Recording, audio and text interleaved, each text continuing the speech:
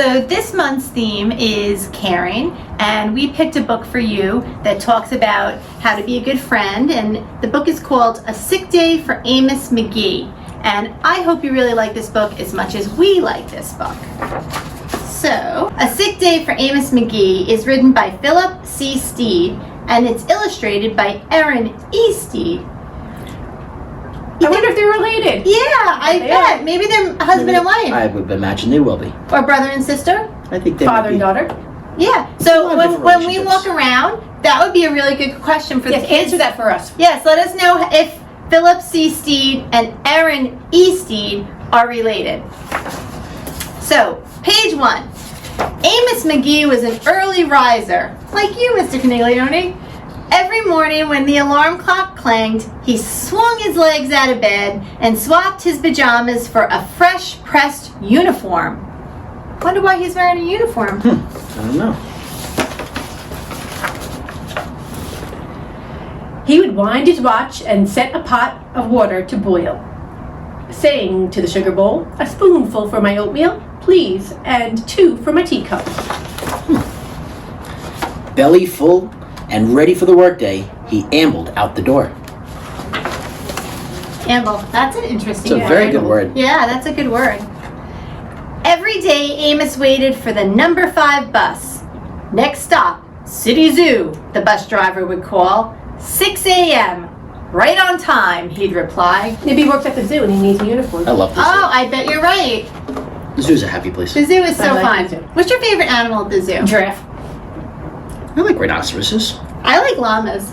You don't see them at the zoo too often. No. Amos had a lot to do at the zoo, but he always made time to visit his good friends.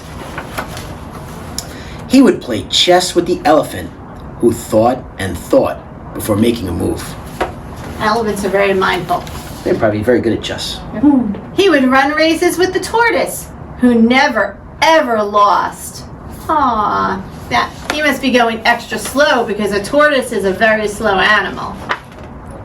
He sat quietly with the penguin, who was very shy. Lend a handkerchief to a rhinoceros, who always had a runny nose. And at sunset, read stories to the owl, who is afraid of the dark. That's kind of ironic, huh? Yeah. Being that they're nocturnal, Maybe just this one specific.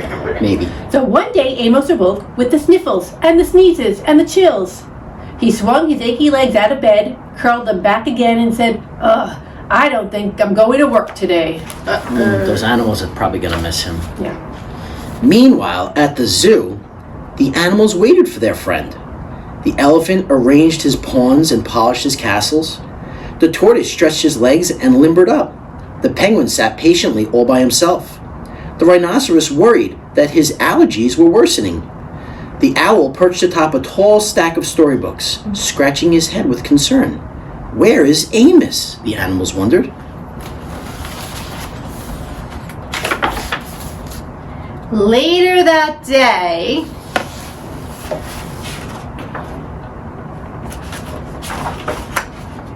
Bus going by, all the animals. Huh. Hooray! My good friends are here.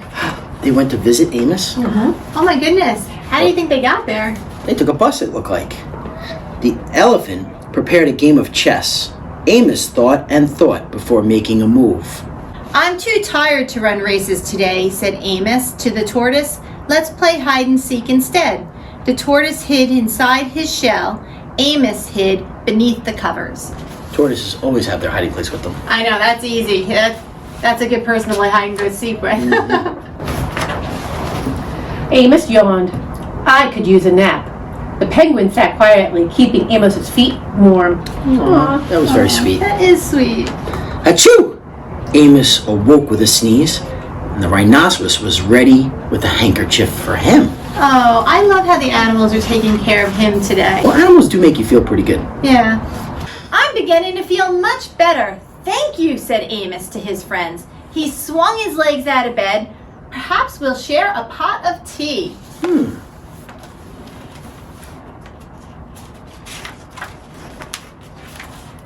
Amos wound his alarm clock. It's getting late, he said, After all, we have a morning bus to catch.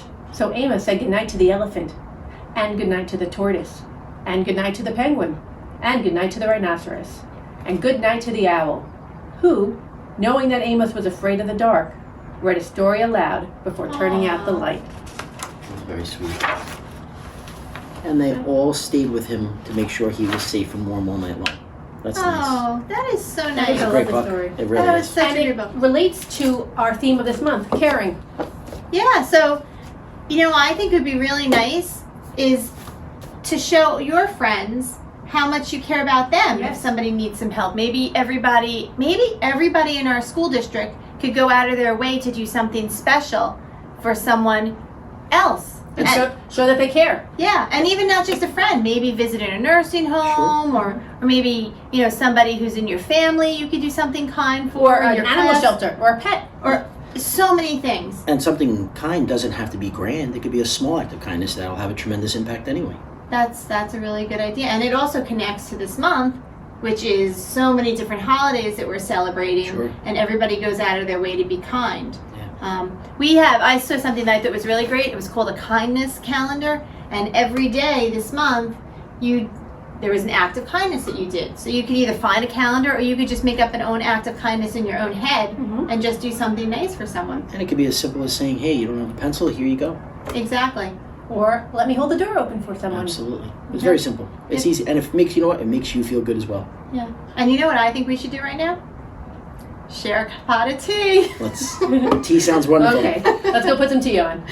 See you next month. Bye, guys. Happy Happy holidays. holidays.